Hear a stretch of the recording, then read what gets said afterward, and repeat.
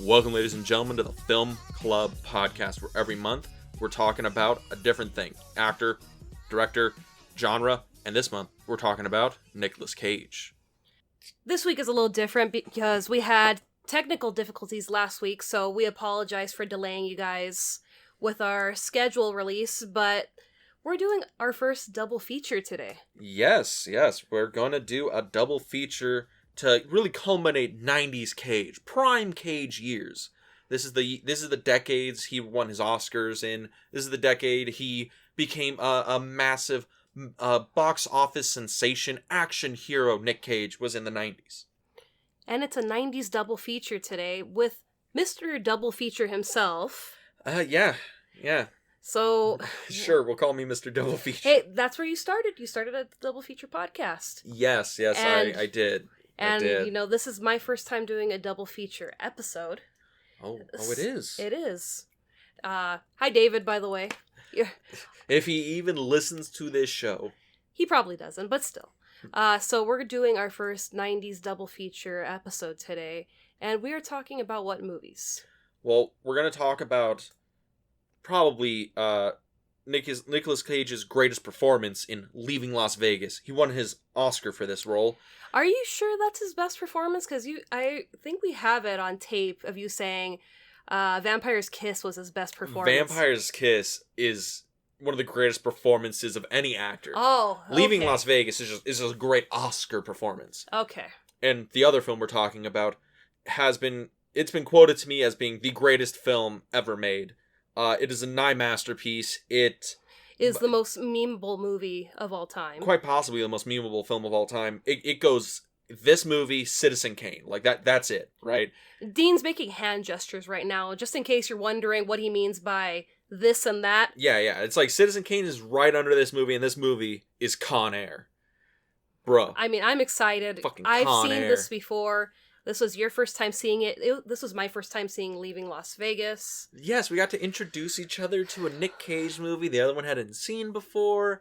And I had a lot of fun with the one I saw. Yo. Man, I walked out of that one feeling very depressed. Thanks, yes. Dean. Yes. It's back to our roots, you know. I show you depressing art house films, and you show me bombastic action films. Exactly. Perfect. So, I think we should start it with Leaving Las Vegas, because that came out in 95. And also, you really want to rip that Band-Aid off and get it away from you? I mean, it hurts so much. It really does. That movie is so depressing. I mean, I watched the trailer, and I'm like, okay. I'm like, spoiler, he might die in the end, but maybe we get, like, a sequence where she's able to get him, like, into rehab, and he's good for a little bit, and then he falls off the wagon, and it's like, oh no, what could have been? And dude's just like, no, I'm not getting help, sorry. And that's the whole movie. It also, because I don't think I ever saw the trailer. I think I saw Leaving Las Vegas for the first time because I just knew that's what he won his Oscar for. Oh no, with all the movies that we do on the podcast, I watch the trailer, so I kind of have, like, a theater experience where I'm like, okay, like, I more or less see what's going on. I don't read any synopsis about the movie. But, like, the trailer is the minimal, like, any audience member going in to see, that's something that you could reasonably get, yeah. Yeah, so I'm like, okay, maybe there's gonna be, like, just a little glimmer of hope. No, there's not.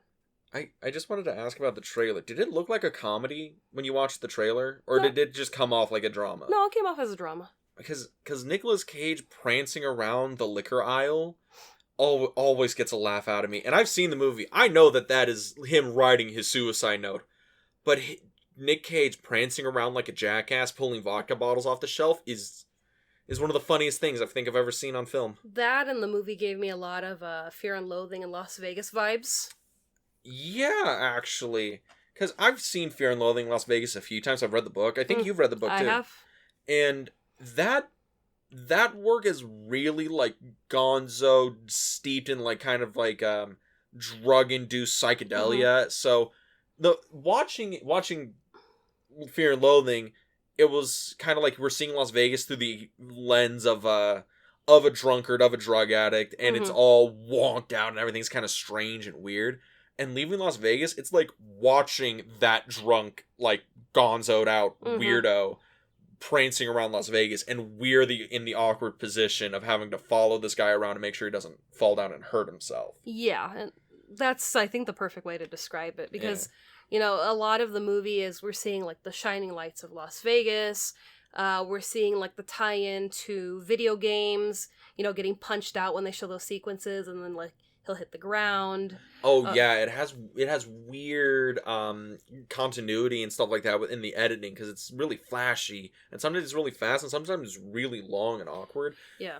Oh, do you want to give everybody the elevator synopsis of the movie? I just realized I don't think not many people have seen this. Yeah, from what I read, people actually were walking out of this movie. It's one of those movies where it's like, you know, the people that absolutely loved it, you know, stayed, and the other people are kind of like, yeah, I can't deal. This is really heavy. I gotta dip. So people were dipping. But I think since this is your pick, you should give the speech, because you've seen it, what, twice? I saw it one other time before this, and then I vowed to never watch it again. And then you said Nicolas Cage month, and I'm like, we got to do the Oscar movie, don't we? And you're like, of course you have to do his Oscar movie. I'm like, oh, you sweet summer child, you were not prepared for this movie. I'm not, and I don't plan on ever watching it again, because this was a rough watch. Not performance-wise. Oh, God. It's a rough watch because it's hard to see somebody that is so stuck in their addiction. It's subject matter. Not come out of it. It's a death march. Yeah. Should I give a content warning for it? Yeah, there is some trigger warnings to this movie, because there is a lot of bad things that happen. Yeah, so, here's the quick summary synopsis of what's going on. So, Nicolas Cage plays a failed screenwriter, Ben Sanderson, who, after being fired from his Hollywood job and his wife divorces him and takes away his son because of his drinking, he resolves to go to Las Vegas with his severance check and basically drink himself to death. Mm-hmm. And while he's there, he runs into Sarah, who is a prostitute, and they form this kind of codependent relationship. It's very strange, because they both completely understand the other one's flaw. He's a fall-down drunk, mm-hmm. and she is a lady of the night who really kind of enjoys being the mm-hmm. lady of the night. And they are like, I acknowledge what you are doing is bad for you, but I won't change you, because then you wouldn't be you. Yeah. And they form this really kind of, I almost want to say kind of a sweet romance, but we see Ben spiral more and more into him realizing his goal of drinking himself to death, mm-hmm. and Sarah spiraling and understanding that her being a prostitute is a very, not only dangerous proposition, but an incredibly abusive profession to be in. Yeah. And if you are going to watch this movie, the trigger warnings are in order. You will see raging alcoholism. Mm-hmm. He is Nicolas Cage won an Oscar for this performance because he is the greatest on-screen drunk, and it's not funny. No. It's really depressing. No.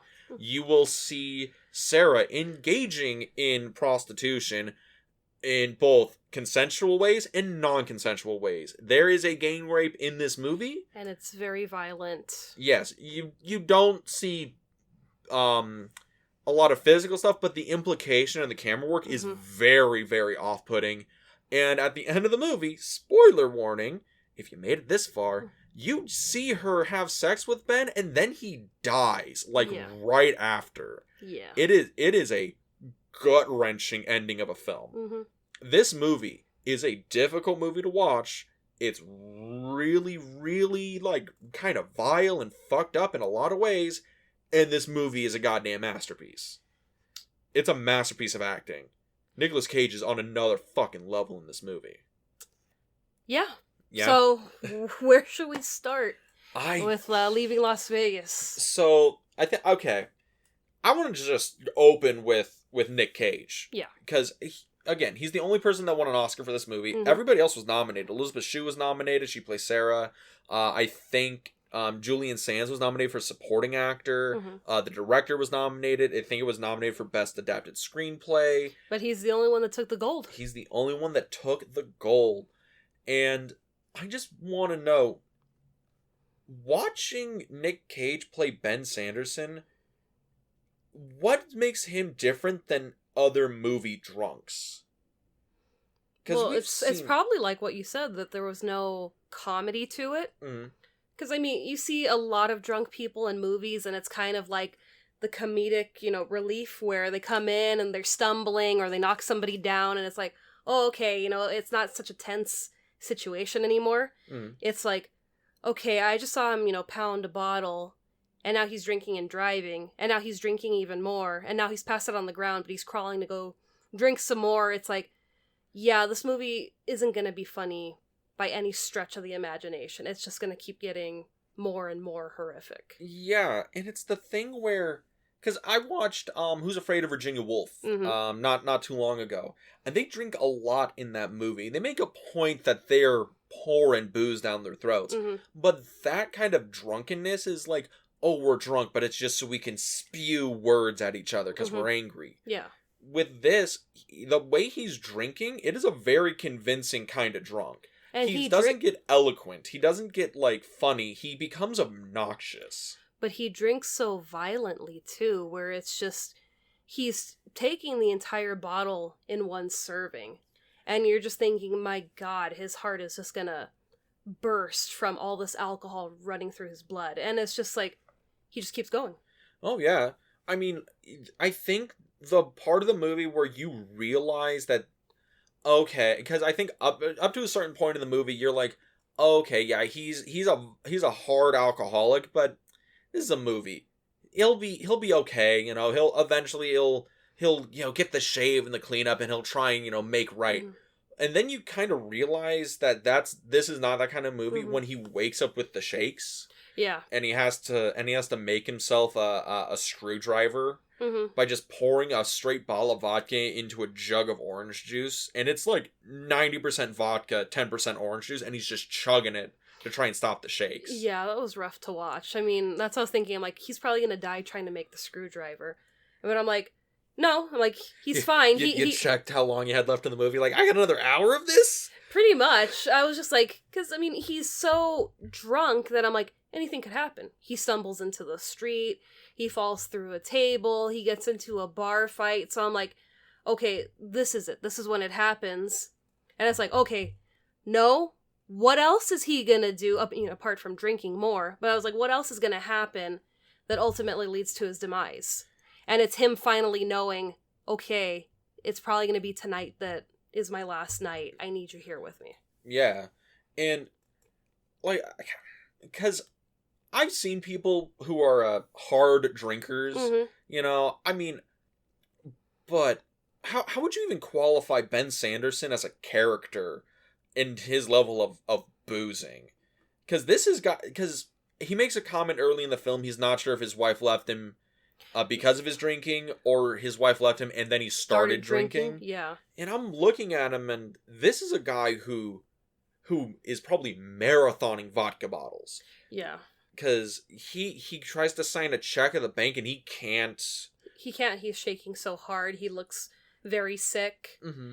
And I don't know. It's like, I want to call him, violently alcoholic, not because he's violent, but it's just the way that he consumes his alcohol is very violent. Like when you see a newborn animal and they just they get the food or the milk and they're just so aggressive with this is mine. That's kind of how he comes across. I have to have every last drop and it's got to be all at the same time. And then, it's like, okay, that wasn't enough. I need to satisfy it with, even more alcohol. And it's just, there's never enough with this guy. He's got to keep drinking, and he's one of these alcoholics where he doesn't eat.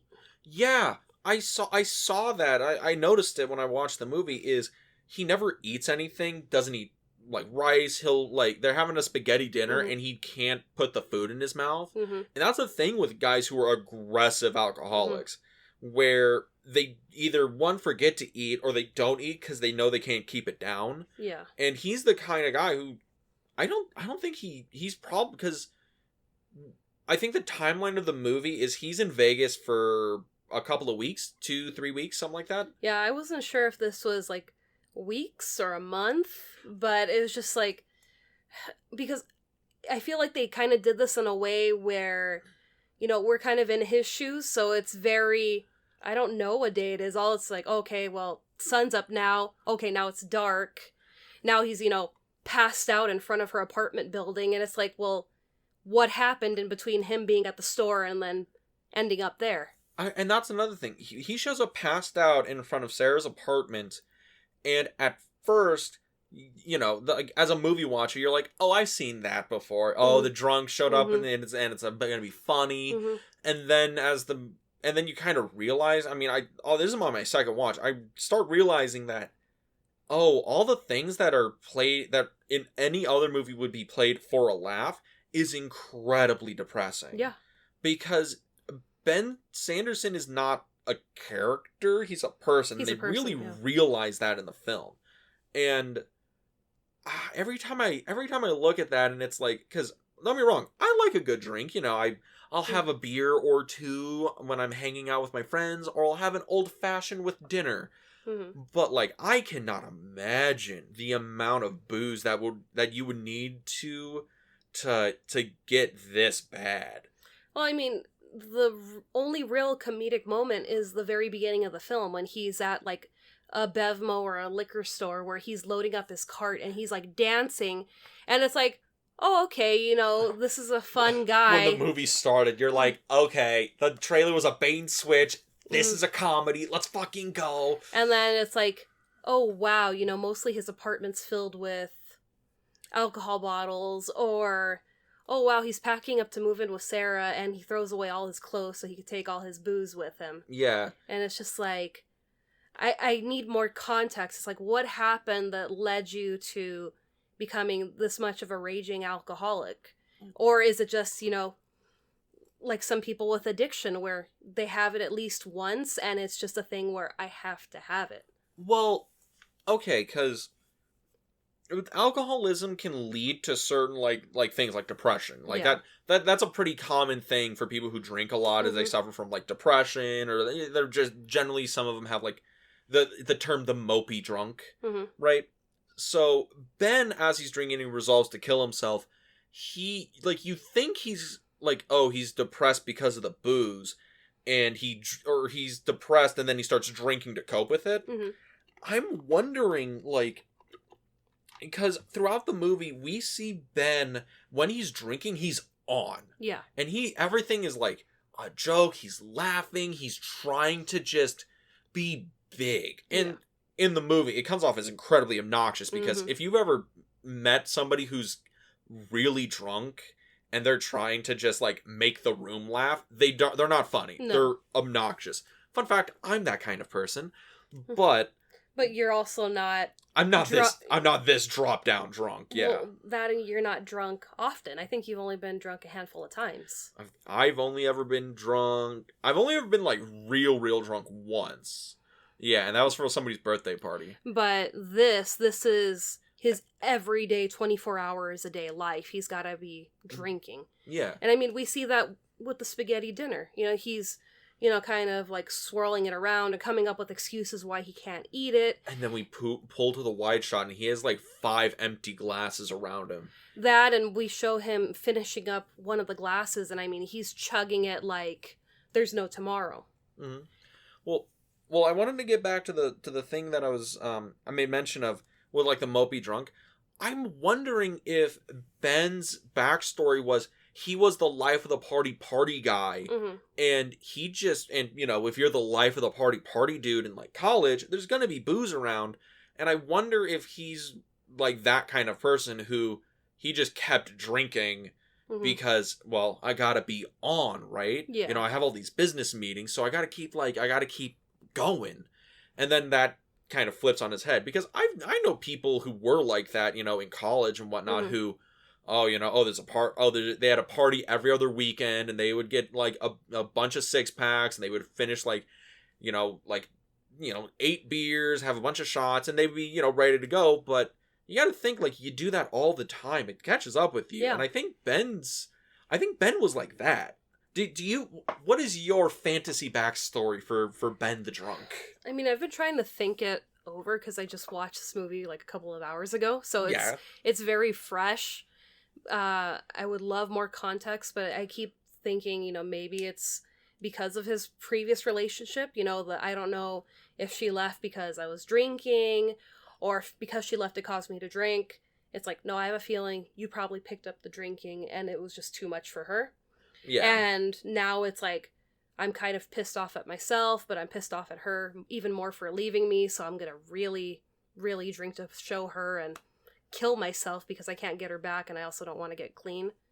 Well, also, it's like, that's another thing. Why does he resolve to kill himself? Because, yeah, he's in a bad spot. He's a completely non-functional alcoholic. Mm-hmm. And he loses his job as, like, a Hollywood screenwriter. His wife and kid leave him. Mm-hmm. But, like, that's a low point. Yeah. But why do you think he resolved to kill himself like this with the booze? I mean, it could be a thing where he is just so addicted that it's the thought of life without alcohol just may be unbearable. And it's just like, you know what, I may as well go out having a really good time versus craving it the rest of my life and, worrying about relapses. So it's like, I could see it maybe being that way, or he's just very dramatic and, it's like, you know what, I am devastated by the loss. Nick Cage being dramatic? I know, right? It's uncalled for. Who would do such a thing? But I think it could be, it's just way too much to deal with, and I can't deal with a life where my wife isn't there anymore. I don't get to see my child, every day like I used to. Maybe I'm just better off gone. I mean, I can definitely see that perspective, but I think it's the end of the movie, or I think it's when he and Sarah meet up for the first time, and he says there's only one rule: never, ever tell me to stop drinking. Yeah. And I think that's him. I think he identifies as a drunk. Mm-hmm. I think his life, his personality, I think he just sees, I think there was a moment, his wife leaves him, he loses his job, and he kind of looks at his life, and he has that realization that I am an alcoholic, I am a drunk, that is who I am. As a foundation of my being is I am a drunk. Yeah. And he's like, I am at a place where I don't want to live anymore, and I'm going to kill myself. But as a drunk, the only way to do that is to just drink myself to death, because that would be him living exactly the way as is expected of him. Yeah. And I think it's just him trying to fulfill his own, like, fulfill everyone's expectations of him. Yeah. Because I think the beginning of the movie, when he goes to one of his Hollywood friends and asks him for some cash, they're like, look, I know what you're going to do with this, just don't drink it here. As they hand him like $100. Yeah. Because they know exactly what it's for. I think that's him at this point where everyone already knows what he's going to do. And I think after that, Ben realizes, no, I don't know why I lie to these people. I am an alcoholic. I am a drunk. Yeah, I'm just going to go be honest. I'm going to move to Las Vegas where I could... It's the city of sin. City of sin, and I could, walk up and down the strip and drink, and no one's going to stop me for drinking in public. And I'm just going to drink myself away, which he does. Yeah. And I think that's really like the heart of Ben, the character. But let's talk about Sarah. Yeah. Because, this is the Nicolas Cage show, and he is above and beyond the Call of Duty in his work. But then we have Elizabeth Shue playing Sarah. Elizabeth Shue playing Shara, and she does great work in this. She does. I really, honestly, when I was watching it, because I don't remember Elizabeth Shue in a lot of movies. When I was watching it, I kept looking at her and like, I know you from other things, and it was just driving me crazy because I couldn't, put my finger on it of, I've seen you in this, so I looked her up on IMDb, and the first thing that popped up was Adventures in Babysitting. She's the babysitter, and I'm like, that's where I know you. So, to see the range of, this babysitter trying to keep the kids alive and get them back safe. To Vegas prostitute. Vegas prostitute, where, she kind of loves that this is her career, because to her, it is a career, and she knows how to work the system.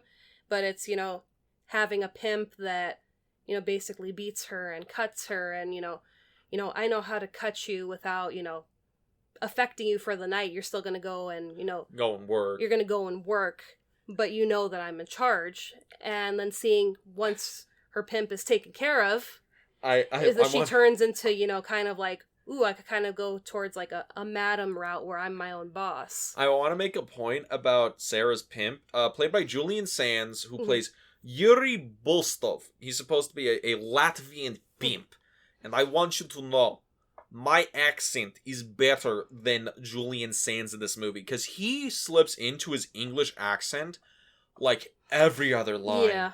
And it's like the only part of this movie that's actually like, okay, that's a little sloppy right there. Yeah.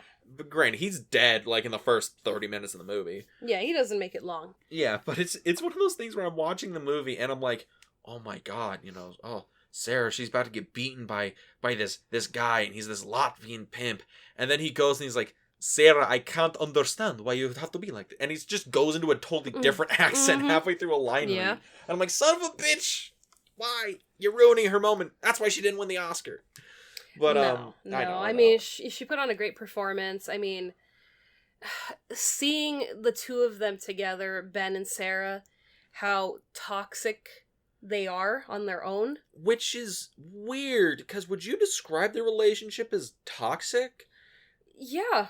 Really? I mean, yeah, because, sure, they're happy together, but, you should strive for your partner to do better for themselves. And, you've got Ben falling down drunk, or, he's laying out drunk in front of her apartment building, and she's just like, oh, that's just Ben, don't worry, landlords, it's cool, he's a friend of mine, get up, I have presents for you, come on, let's go. And her still going out every night and selling herself, and Ben being, well, should I act like, a jealous boyfriend and follow you around and make sure you're okay? And it's, no, I got this, I'll come home and I'll see you for breakfast in a few hours. But here's the thing. I understand, you want the best for the other one, but their baseline of the relationship is, I 100% accept you for who you are, no caveat. Yeah, you're an alcoholic. Yeah, I'm a prostitute. But as a baseline, I 100% accept who you are as a person. And the relationship is built off of that. Yeah, I mean, that's great, but it's still toxic. I think it might just be like my idea of like the toxicity of the relationship. Because the toxicity is they're bad for each other. Mm-hmm. But I don't know if they're bad to each other or for each other. I think Ben just being this person who, yeah, he's thrown money around and he's, blast out drunk most of the time, but he is probably the most stable male relationship Sarah's had. Yeah, but I mean, and then on the other side, sorry, don't worry, I'll get you. I just want to finish this thought. And then the other side, you have Sarah, who, yeah, she's a prostitute, but she's probably the only person to have ever just accepted Ben on his own terms. Of, yeah, you're an alcoholic, I understand that, but you know what? That's just who you are, and I'm just going to accept that because I think you as a person would not be the same person if you weren't drinking. Which, yeah, is a kind of like fucked up morality there, both in. But I think it's a very understandable connection they're making. Sorry, and then here's the counterpoint, because Dean's dumb. You're not dumb, it's just, yeah, that's great that they accept each other and it's pure, but at the same time, him coming into her life, we don't know how long she's lived in this apartment, but in the span of their week or 2-week relationship, he's gotten her kicked out of the apartment. Now she's gotten herself, in a gang rape where she gets beaten up. And you just see her kind of going down further while he's, continuing on his beaten path of, well, I'm on my way to killing myself, so I'm not going to let it get better. But before he dies, he calls her, my angel, my this and my that. And it's like, okay, if she means this much to you, wouldn't you try to better yourself so you could live a lot longer with her? I think if she makes you this happy, or if she just, a small blimp of happiness on the radar before, I check out for good. I think if Ben didn't die and went back and tried to better himself, that wouldn't be true to who he is.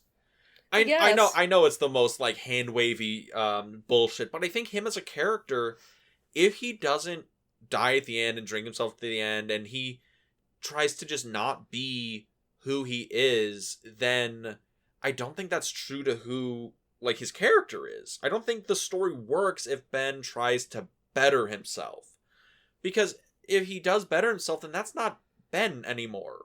That's somebody else. Granted, we only know the context of Ben as the crippled alcoholic, Yeah. or blackout drunk Ben. That's the context of who we have him as a person. So if he's not like that, then us as the audience, that's a different character. Yeah, but he's just a boring screenwriter who's in a messy divorce. Yeah, but I mean, with him ultimately dying and getting basically what he wants, he drinks himself to death, and he finds love right before. What about her?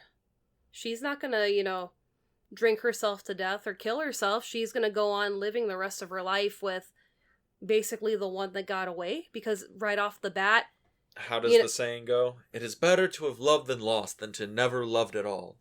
I think that's kind of Sarah's... Granted, it's the short stick of the story, but that's kind of where Sarah is. Yeah. Maybe it's a thing where, seeing Ben's downward spiral, maybe she's... I actually don't know. I actually don't know how Sarah's story turns out after the movie. That's why it's like, does she go back to, working the streets? Does this kind of, make her go clean? Instead of having to deal with, the possibility of, getting beaten up while on the job. Because, I imagine she can only do this for so long before the eventuality of what being a prostitute entails. Yeah, she might be killed. Illness, anything could happen. One of the worst case scenarios, she does this well into her 40s, and then she realizes... this kind of lifestyle does not lead to a retirement option. No. So that's why it's like, what's the next step for her? But it's a movie. We don't know. We only know what happens in between the credits and the opening. And I think that's the best part about it, is because I am so invested in Sarah as a character. That speculation is infinite to me. And I think that's the best part about this movie. I think it's wonderful. We open with Ben, this drop-down drunk, who makes this true human connection with Sarah, this prostitute, and the credits end, Ben's dead, and Sarah's still alive, and I'm just like, what happens to her? I'm like, I was in this world of pain and misery and sadness, and the credits roll, and I'm like, I kind of don't want to leave, because this is some misery porn, but god damn it, it's well crafted. Yeah. I think that's a thing we could both endorse about this movie. It is a well crafted film, well crafted performance. It is. And it makes you feel. There's so much emotion in this movie, and it's like you want them both to do better and have, the happily ever after moment where they ride off into the sunset, and it's not that kind of story. It's not that kind of story. It's not that kind of movie. We see him take his last breath. He doesn't die alone. And I think maybe that's kind of something that he wasn't looking for. I think, the plan is I'm going to drink myself to death, but this was an added bonus that I wasn't alone when I passed. It's one of the most comforting things, right? Especially when he passes and he looks over and he says, wow, before he goes, and then he's gone. So it's like, okay, so... I think that wow was like... Man, this was a good run. I wonder if it was just something that simple. Like, what's the wow mean? Is it just... I don't know what your belief with, like, heaven and everything. It could be a thing where, because he was calling her my angel, and then he passes, maybe he saw people that have passed on before him, and it's just like, oh wow, there's another journey after this one that I'm on right now. Maybe. Because, could have just been like, wow, I just plowed Elizabeth's shoe. Oh, shit. He knows. Who knows? Nick Cage could have improv'd. Typical man. Hey. Ben's way worse than I am. Uh-huh. Oh, he so is. When he's hitting on that woman in the bar at the beginning. Oh, that was bad. Yeah, that was really cringe. But it's the best kind of cringe because it's Nick Cage cringe. I was gonna try and make an alliteration of Cage cringe, but cringe, but that doesn't work. Cringe. Kajinge. I'm just gonna go with cringe. Okay. Yeah. But yeah, so Leaving Las Vegas. Oh man, that was a rough movie. I would still recommend it. I recommend it for a mature audience, definitely. Yes. But like, I would recommend the movie. I think it's a great watch. It's one of those movies where, yeah, it's really depressing, but it is impressive to see the performances in this movie. Yeah, and I mean, Nick Cage did a lot of work to become Ben. Mm. I mean, to the point where he recorded himself drunk so he could, pick up on, okay, this is how I speak and this is my mannerisms when I am drunk. So it's not like, kind of phoning it in with, okay, well, I've seen someone in this movie do it this way and I've seen someone do it that way. I'm going to kind of mash those together and like create my own character. He's like, no, I'm going to do basically what I do, but to 150% to show that this man is more drunk than he is sober at all. Yeah. It's a good movie. It's a great movie. I think this is a great movie. It's a heartbreaking movie. I know you were not, you didn't feel good at the end, but did you regret the watch? I don't regret it because it's just one of those movies that you acknowledge it's good, but it's not something you ever want to watch again. Yeah, I'm never watching this again. I understand. It's too heavy. Don't worry, this will be our next date night movie. We'll just put it on, Leaving Las Vegas and chill. Oh my god. Okay. No. No. No. Would you? No. Could you imagine? No. Just imagine. No. Some guy is like, oh, it's this Nick Cage movie, babe, we're gonna put it on, Leaving Las Vegas. Oh, it's a fucking party movie, babe. It's gonna be great. We'll just cuddle up on the couch and turn Leaving Las Vegas on. That's gotta have happened. This was on Netflix at one point. No. Would that be just the worst date night of all time? Yes. Yes? Yes. Everyone's leaving that room dry. Leaving the room dry, just thinking, what the hell did I watch? Like, my god, I just wanted him to do, better. I wanted him to survive this. The guy sitting over there being like, man, poor Elizabeth Shue. Oh, man. Poor Nick Cage. Oh, man. Hey, babe, chill? No. Oh, damn it. See, that's what would be the date. It'd be great. But a much better date movie is our next movie. Yeah, better date movie, better just overall fun movie. Yeah, this is definitely a far more fun movie. A movie I thought Dean would like a lot more, and he was just like, I was not... It's whatever. I like this movie. This movie was a lot of fun. Like, don't get me wrong, it's not the 1999 cinematic classic that is The Mummy, but... Yes. It's pretty good. Like, I would definitely put this on and have a couple of brewskis with the boys, Because... What accent was that? I don't really know. I got a lot of family in the Midwest, and sometimes they say brewskis with the boys. But yeah, so we're talking about Con Air now.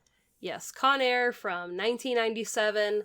This is action star Nick Cage. Yes, he had the back-to-back release of Con Air and Face Off, and then I think The Rock was a year after? I think so. Yeah, it was a year before or after this. Like, he had a trilogy of action films. Yeah, we were very young when these movies came out. Very. So yeah, so our recollection of the timeline of when these movies came out is a little shaky, but yeah, Con Air is a good time movie. I mean, it's got its heavy elements to it, but its heavy elements are veneered in 1990s cheesy fucking action, baby. This is a Jerry Bruckheimer movie that's trying to be a Michael Bay movie. And I think it works. Oh, no, I think for what this movie is, it is some of the best, like, cheesy action money can buy. And it has one of the most screen used moments for a meme with him coming out of the airplane, and it's the fucking the mullet blowing. And his eyes are closed. I've used that meme. I've sent that meme out We're probably going to use it on the channel, our Instagram channel. It's going to be featured on there because how can you not? Exactly. And I mean, like, okay. It is your turn to give the synopsis of Con Air. What is Con Air? Con Air. How do you describe the cinematic masterpiece that is Con Air? Con Air is about honorably discharged Army Ranger Cameron Poe, who comes back and he greets his wife, who is a server in a restaurant. She is pregnant with their first child, and he is just so enamored in the moment of, I finally get to be with my wife. And we have a group of drunk men in the bar that are constantly harassing her and are trying to pick a fight with Cameron. And, you know, her telling him, you've got a past, you're above this, which kind of intrigues us to, well, who was Cameron before the Rangers? Ooh, somebody read Save the Cat for this. And then we ultimately have them, Cameron and his wife, leaving in a rainstorm, and the drunks are just not letting him have it. So they get into a fight before they leave, and Cameron, because he is an Army Ranger, accidentally kills one of them because he is trained to kill. And we get to see an unjust trial where he is thrown into prison because your hands are lethal weapons. That is the most bullshit thing in cinema. That's not a real thing. Jesus. Sorry. I hate that bullshit where it's like, yo, my hands are registered as lethal weapons. And I'm like, no, that's not how that works. You don't have serial numbers on your fucking hands to register. They might. You don't know. You never checked. Yeah. But Cameron is told to take the plea because Cameron is very honorable and it's like, no, I'm going to fight this. This was an accident. I didn't have any intent to kill this man. It's just we got into a fight and it happened. And he takes the plea, but he has to serve, what is it, like 10 years? 10 long years. Which means he misses the first 9 years of his daughter's life, and we see him in prison, you know, bettering himself, learning different languages, and corresponding with his daughter, and basically counting down the day till he gets out and he could be reunited with his family, which, you know, movie magic ends up being on his daughter's 10th birthday that he's going to finally meet her. Who would have guessed? And then all hell breaks loose because there is this airplane that they're introducing where they're going to transport convicts back and forth, and it's built for some of the most insane, deranged convicts that are around, and Cameron and his friend, I can't think of his name, where is he on? Baby-O, who also, is Mike Baby Odell. Jesus Christ. The nicknames of this movie are great. We have Baby-O. We have Cyrus the Virus. Yes, we do. We have Garland the Marietta Mangler Green. We got Nathan Diamond Dog Jones. That is a wrestler name. Also, Diamond Dog Jones, that's a pro wrestler name. I swear to God. Oh, also Johnny 23. Yes, we Fucking have Johnny 23. Ramon, Sally Can't Dance, Martinez. Johnny 23.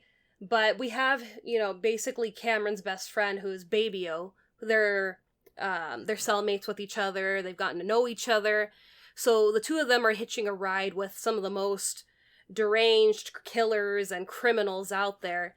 And of course, all hell is going to break loose on this flight, which ultimately is renamed Con Air. Yes, when the convicts take over that plane, this is no longer U.S. Marshal Transportation Plane number 1. It is Con Air. Bwam! I'm waiting for the fucking 90s Juicy Fruit ad to start, where the guy the fucking snowboard just slides across screen with a guitar riff going. I would have thought Mountain Dew, but okay. Why not? Yeah, everybody loves Mountain Dew. Get some Code Red in your life. Do the do. Where do you want to start with Con Air? Oh, man. Well, one, this cast is great. I mean, there is just a lot of star power in this cast. You've got John Malkovich, who is always a phenomenal bad guy. Oh, yeah. I mean, there's no beating that. I mean, there's Machetes in this movie. Yeah, Mr. Danny Trejo. Mr. Danny Trejo, and he plays one of the most deplorable human beings alive because he is a rapist. And the name Johnny 23 is in reference to the 23 women. Exactly, and the fact that he gets, tattoos on his arm for each person that he assaults is just vile. And then I think my favorite has to be Garland, played by Steve Buscemi, because anytime Steve Buscemi shows up. Well, it's not just that, he is so hyped, and it's like we see the monsters that are aboard this plane, and it's like, oh my god, Garland's the worst, and even the monster's like, oh shit, I've heard the horror stories about him, and he gets walked in, and it's just Steve Buscemi, and it's like, what? It's just like... And he's playing like Hannibal Lecter. That's the best part. He's just doing a Hannibal Lecter riff. Yeah, and he's just like, yeah, this really bombastic, performance that Cyrus is giving off, it just really shows the insecurities just showing through the cracks of who he is as a man. And Cameron's just like, would you just shut up? Like, please? Oh my god. The cast in this movie is fucking insane. I didn't realize how deep it was, because it's Nick Cage, John Cusack, John Malkovich, Steve Buscemi, Vin Rames, the fucking Danny Trejo, Dave Chappelle's in this movie.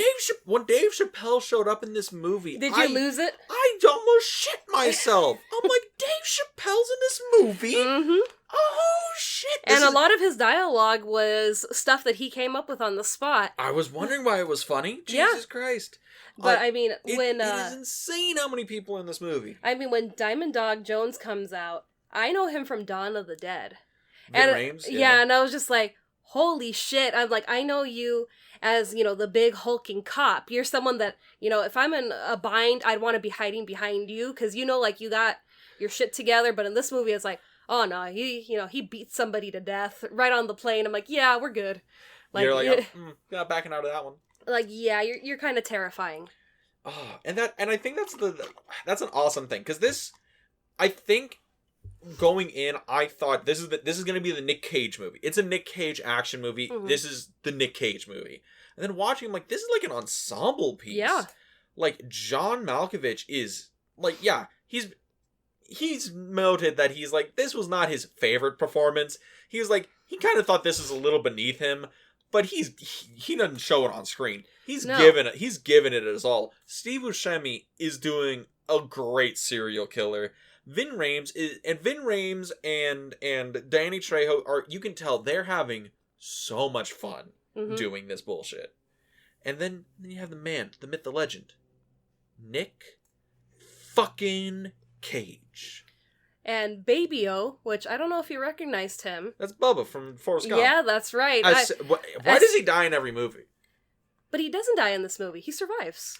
Also, I want that to be noted. That was a bait and switch, because Nick Cage, Cameron Poe, is holding Baby-O, fucking Bubba, exactly like Forrest holds him in Vietnam. And I'm like, is this happening? Don't tell me Bubba dying again. No. I'm not ready for that. No, Jerry Bruckheimer's like, no, we're going to let Baby-O live in this movie. And I mean, I love that we start the movie off, on base. And they have the soldiers repeating, you never leave a man behind. And that is Poe in this movie, because he could have gotten out a couple of times and just booked it to get back to his family. And he was like, you know what? Baby-O, who suffers from diabetes, needs his shot. He needs his insulin, and he is soon, going to be in shock. And it's this thing of, I can't leave a good man behind. And it's just, it shows the tenacity, the honor, and the character that is Poe, and just how he's able to outsmart, this gang of insane people. Yeah. Because it's, the inmates taking over the asylum. And it's, cops and other inmates are being, murdered in front of everybody, in front of the camera. And it's just like, holy shit. I mean, they could just bring down the plane and that's the end of the movie. But it's like, no, Cyrus has somebody that knows how to fly a plane. And I mean, just seeing how vast his plan is. It's not, okay, I concocted this plan to overtake the plane and we're gonna, go land on a private island. It's like, no, I've got layers and layers and layers of this plan. And it's just like, holy shit.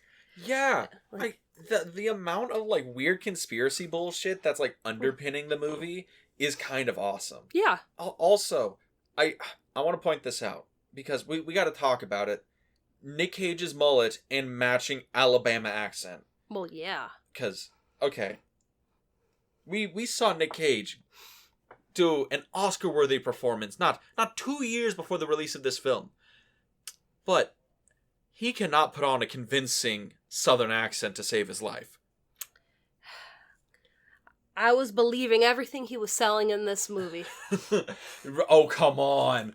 Put the bunny back in the box. He sounds like Dr. Phil. That's exactly what he sounds like. He sounds like a bad Dr. Phil. You love Dr. Phil, so what are you complaining about? Send him to the ranch, boys. But that's the thing. The ranch. Knife hands. Yes, knife hands. We love Cinnamon Toast Ken. Yeah, we watch a lot of those videos when we're bored. But here's the thing.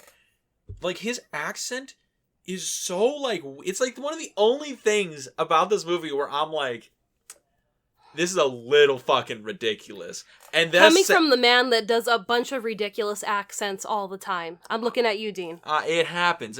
But here's the thing.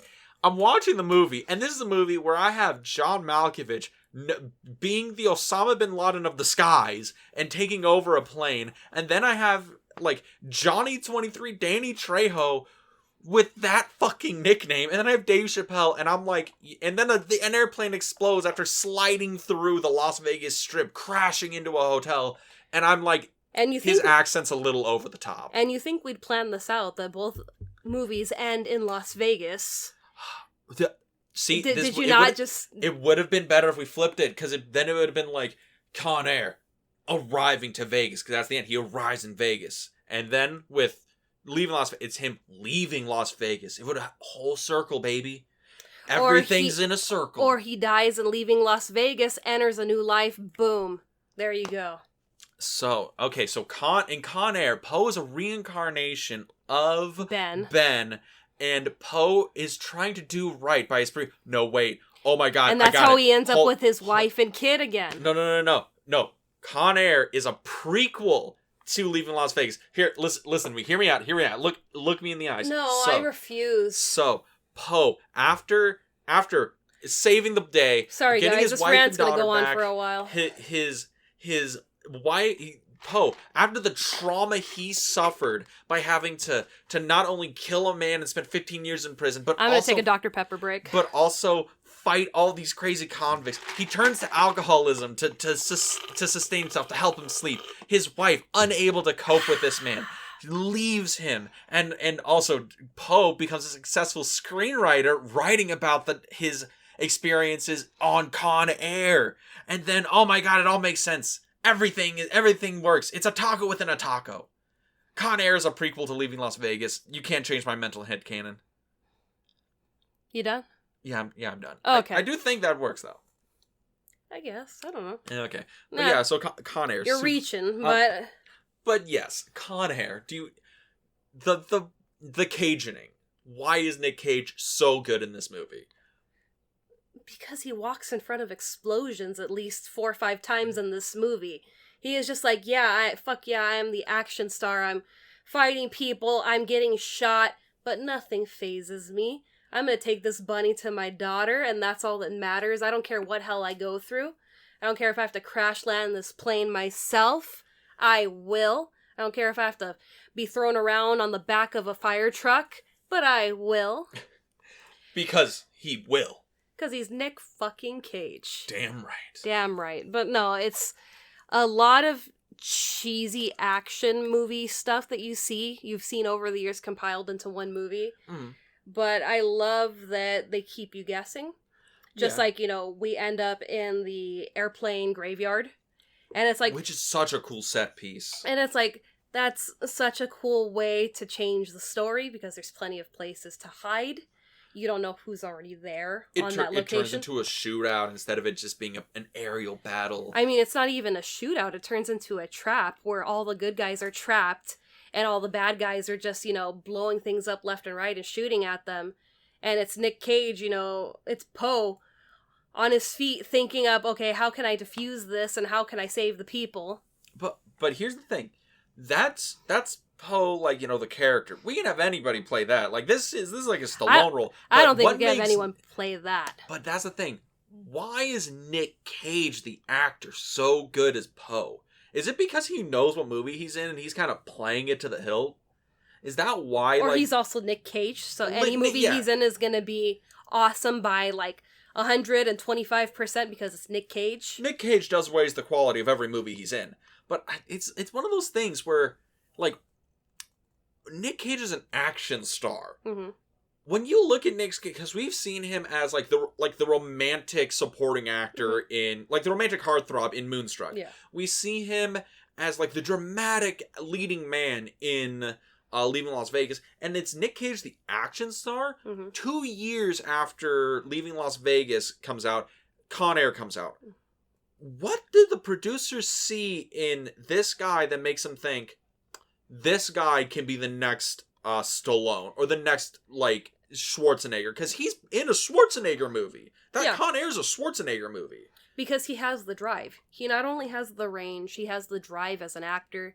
He really gives it his all, and then some, because that is just who Nick Cage is.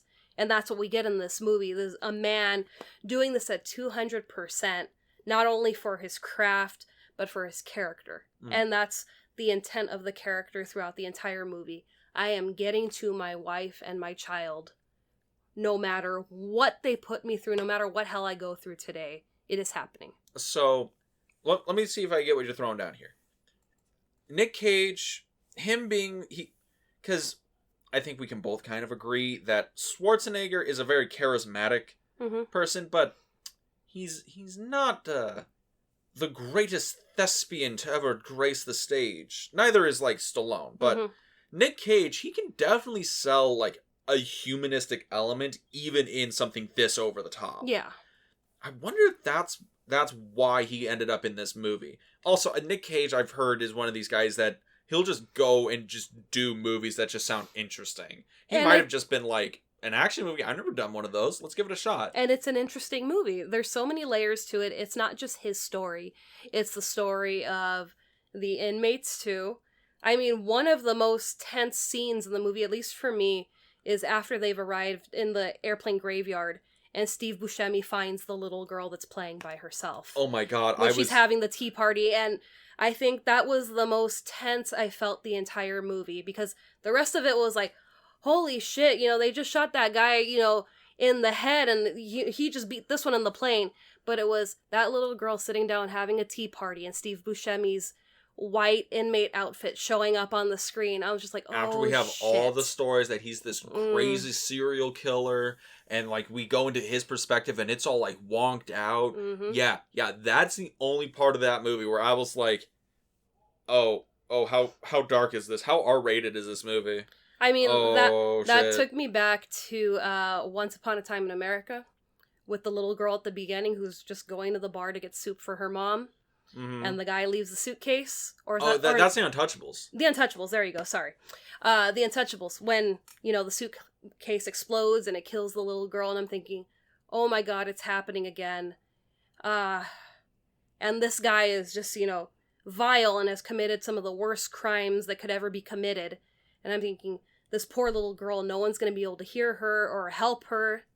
And we get that part where you see the broken cup at the table, they're both gone, and you're thinking, oh my god, he got in one more kill. And then he goes back to the plane and he's holding the doll. He's holding the doll. And everybody's like sweating. And then you see the obvious producer in mandated reshoot, where the plane flies off and it's a whole CG thing, and you see the little girl run out and watch the plane fly off. I mean, my heart just like... You know some producer watched this movie and was like, the little girl lives. And Bruckheimer's like, oh no, it's a mystery. Nobody knows. And he's like, no. The little girl lives or they ain't making the movie. No. It's like she needed to live because, my god, my stomach, my heart wasn't going to unclench until I saw some form of life that little girl was okay. And I was just thank god. Bruce is like, look, if you want Boo to stress out, just put a little kid in danger. She can't do it in any context. I can't. Little kid hanging from the monkey bars that look just a little too high. Oh, she's sweating. It ain't ready. No, that's a bit extreme. We've all fallen off the monkey bars and we're okay. You say that now. It's dangerous. Hey, my friend fell off the top of the jungle gym, hurt her back. We thought she broke her back. She was able to get up and walk away from it, so we all survived the 90s, playground equipment. The rust gyms. That's where what those were. Burned our hands in the summer or hot days. no meme, I almost broke my finger on one of those old slides. Yeah. So, I don't know if anybody else had this, but at my elementary school, we had one of those, like, old, like, solid steel slides that was probably put in there in, like, the 70s. It was rusted out, and it was, like, big. I think it was, like, 10 feet off the ground. And, yeah, if you're, like, you know, a grown adult, 10 feet, yeah, that's pretty high, but it's not too crazy. I'm, like, 7. Yeah. I'm like climbing up. I'm like, this is gonna be great. I'm gonna go down the slide. Oh geez, this is really high up. And I'm like, oh, okay. And I like slide myself down.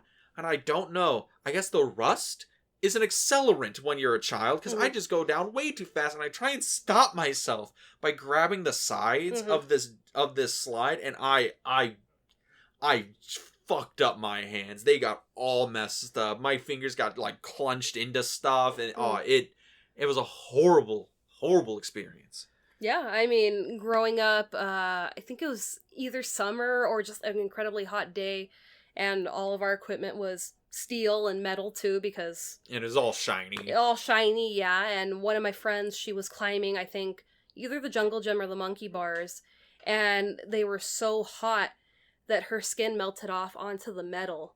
And, I mean, she was crying right away, and we weren't sure, and I remember we followed her to the water fountain, and I mean, there was nothing. There was just, it looked like she had marinara on her hands, and we were just like what happened? Oh, it completely peeled the skin off, and she had casts on her hands for, like, the next year. Like, 3rd-degree burns on her hands, Jesus Christ. Yeah, it was brutal to see that in person and be like, my God, like, something that's a kid's toy can do that to you. But...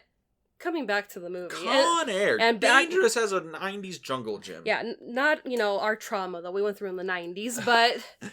The 90s jungle gyms. Almost as dangerous and exciting as Con Air. Yes, and I mean...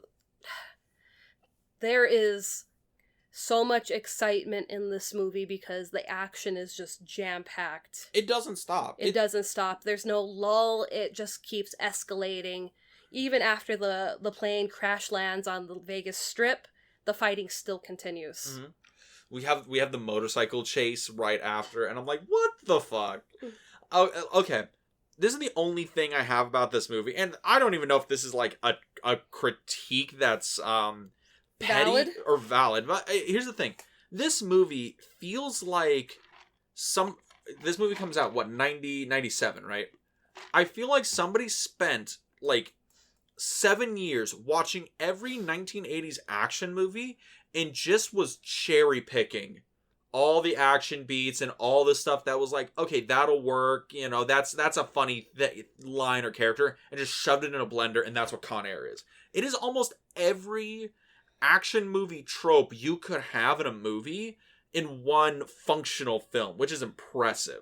I think it works. No, I think it does work too. It's just it's that thing is, I don't know if anything in the movie's actually original. It's all things I've seen before, but it's just impressive that it's everything I've seen before and it all works together. That's what's impressive to me about the movie.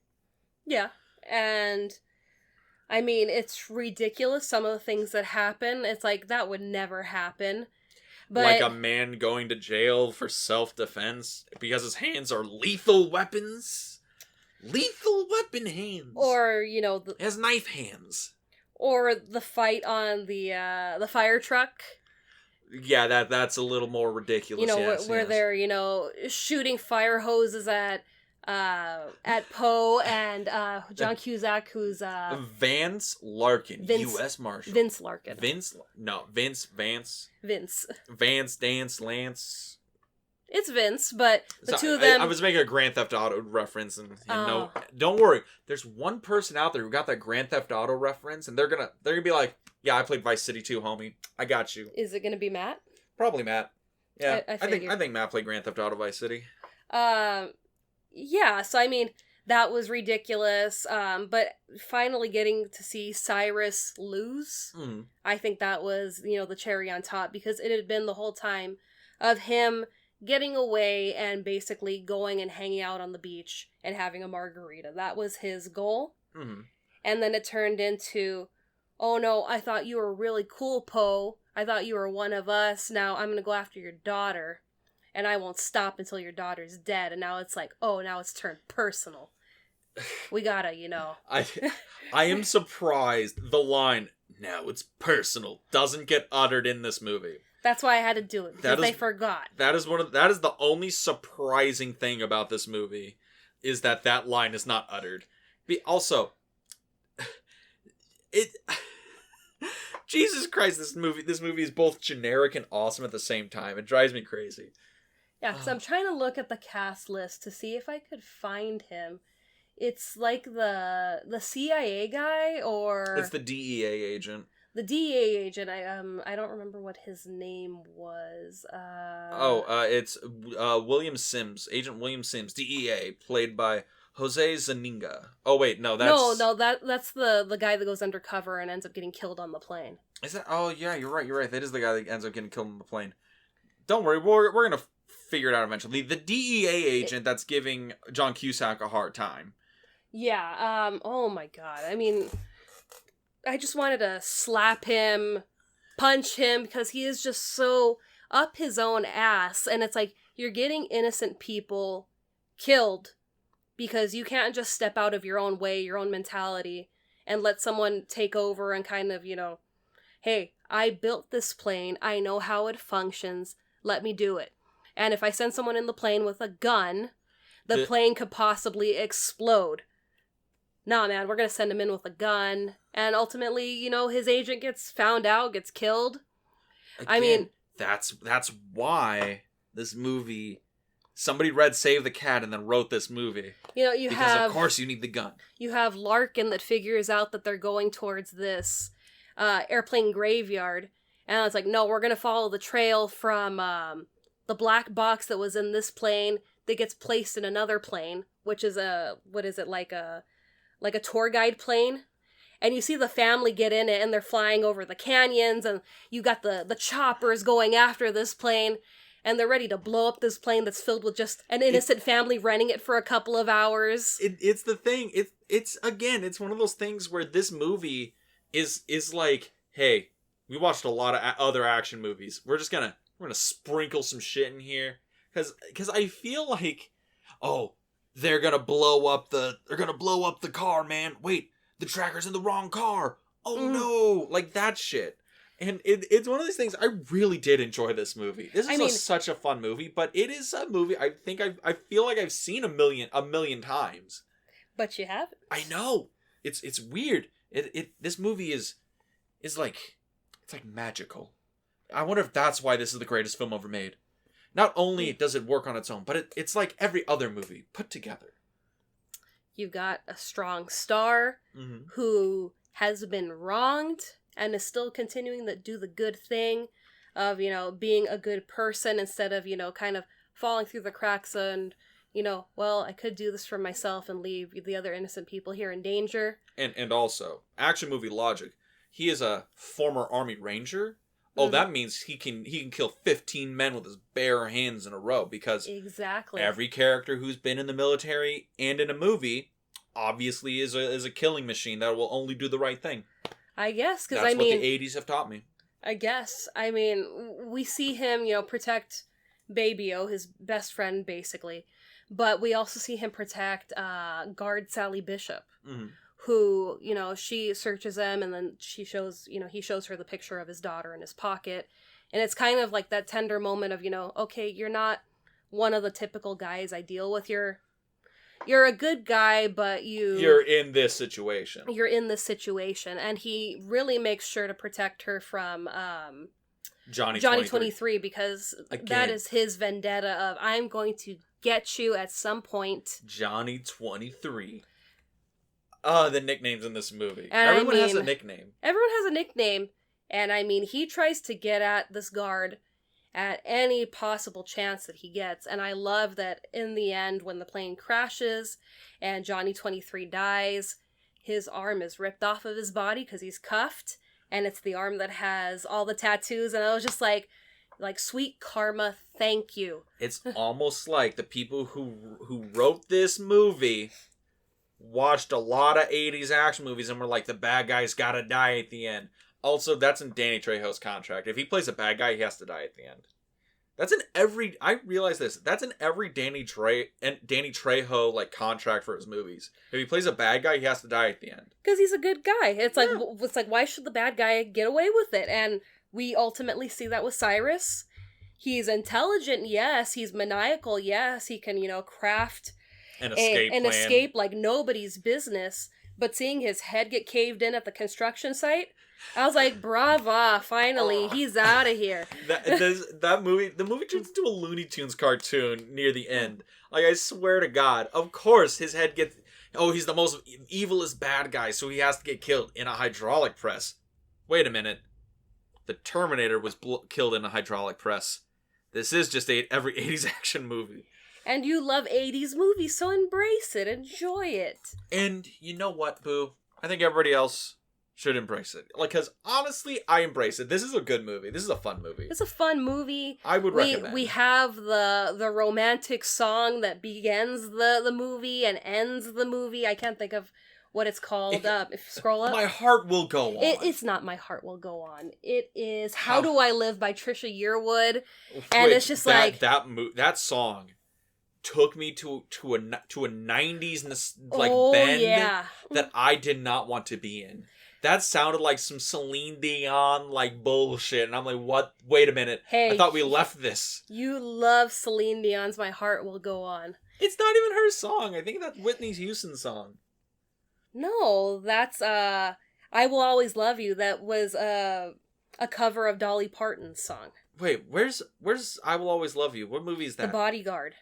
Oh, fuck you. My Heart Will Go On is from Titanic. That was written for the movie. Yeah. You're right. But no, hearing How Do I Live... Whitney Houston and Celine Dion, they just look so similar, I get them mixed up sometimes. Oh, yeah, sure. Could be twins. Uh-huh. But, I mean, that song took me back to, when there was actual, music stores, and you'd go buy, CDs and cassettes. You would buy the movie soundtrack? Mm-hmm. Oh my God. I remember. Or when they had the headsets where you could go and you could listen, preview, whatever CD. I remember that. Yeah, they had little stands where you would pick the song or whatever and it'd play you 30 seconds. Yeah. Yeah, I remember because I think it was the Knight's Tale soundtrack, the Heath Ledger movie. That's another one. Because it was just all classic rock songs. Yeah. So of course, I think my mom got it or something, and I would just listen to that because I like classic rock songs. Yeah, that's the only one I remember vividly, owning and listening to a lot.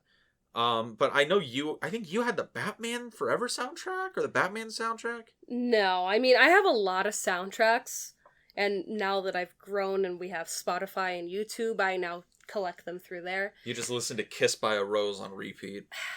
I mean... It is your favorite song. That is one of my favorites. That song is just a banger. And then last year, or the year before, Seal started watching my stories on my photography page on Instagram, and I was just like, I have come full circle being a fan of Kiss by a Rose, and now Seal is watching my stuff. I don't think you are selling it properly to the audience out there. I think it was 1 a.m, and I don't get a text, I get a call from you. I didn't call you. Oh no, you called me. What's going on, Boo? Is something wrong? Oh, Dean with his ideas and stories. Seal is following my stories, and I'm like, the animal? You're like, no, Kiss from a Rose, you plebeian. I remember you called. That was the first time you called me plebeian, and you were so hyped. So hyped, Senpai noticed us. No, I texted you and showed you a screenshot that he had been following my stories. But when I did call you a plebeian, it was because, I was talking about the song and where it was from. You had absolutely no idea. You were amongst your fellow nerds, and you all didn't know, and me and your sister had a conniption that the two of us knew where Kiss from a Rose came from, and you guys, we are nerds and we are proud and we know everything about nerd culture, didn't have the slightest clue where Kiss from a Rose came from. I'm sorry, Boo. I don't remember 90s Batman soundtracks. Convenient. Very, very convenient. Indeed. But, yes, that was Con Air. I highly recommend this film because it just has so many elements to it, but ultimately, it's a good time. Yeah, that's the biggest thing I can give it. The movie, Yeah, it's something you've seen before. It has an amazing ensemble cast, but also it is just fun. This is in the same vein as like other dumb 80s action movies. This is that, except with all the 90s stuff you miss. Yeah, and it's up there with other, really acclaimed action movies like Terminator, where it's just, it's nonstop. The action just keeps going, and you are just basically on a thrill ride the entire time. It's a roller coaster movie. Yeah. It's a movie. It's not going to try and, change your life. It's not going to try to appeal to the humanity in us all and all that stuff. It's just going to try and excite you for, I think, the 115 minutes it runs. But with that, Boo, what do we watch next week? Well, next week we're going back to our single movie episodes. Yes. And to continue with Nick Cage month, we've talked about the leading man, the dramatic role, the action hero. Now we're doing the franchise star, but not quite a franchise because we haven't gotten the third installment yet. But hopefully we do. Everybody's been clamoring for it for 20 years. And I keep getting, alerts that, it's been confirmed, but until I finally see something from Disney, I won't believe it. We are talking about... National Treasure. Oh man, this movie. If you are a movie watcher of a certain age, the nostalgia boner might have just torn through your jeans, because National Treasure has a special place in all of our hearts. All of us that grew up, early 2000s, got us excited about history. And that was the most impressive part about this. Jesus Christ, this movie made me a history nerd. And we also happen to live close to one of the shooting locations that was used in this movie. Yeah, actually look out for that on our Instagram page. We might actually post some pictures about that. Yeah, we're probably going to have to go make a visit. We've talked about it before. It's really not that far away, so definitely look out for it. I'm excited to talk about National Treasure. Me too. I have not seen this movie since I was in maybe middle school. It's been a long time since I've seen it, but I remember I have nothing but fond memories for the film. So Yeah. I'm really excited to give it a watch. Yeah, so stay tuned for that. If you want to listen to us on a different platform than you currently are, you can find us on Anchor FM, Apple Podcasts, Spotify, and YouTube. Yeah, you can go to our YouTube channel, The Film Vault. I'm trying my best to keep up to date with all of our content and videos, but it's kind of a lot of work and I'm really lazy. But you can show up there if you can't find the brand newest episode. We have a lot of episodes in the backlog. We're coming up on episode 100 in just a few months, so yeah, we got a lot of catching up to do. And if you want to follow us on Yes, I'm keeping that in. No, please don't. Oh, I will. If you want to follow us on social media, you can find us on Instagram at the Film Club Podcast, where, we go to filming locations, or we share memes of Nicolas Cage in certain movies, or everything else that we talk about. And with that, Miss Boo, we'll see you next week at the Film Club. Have a good week, everyone.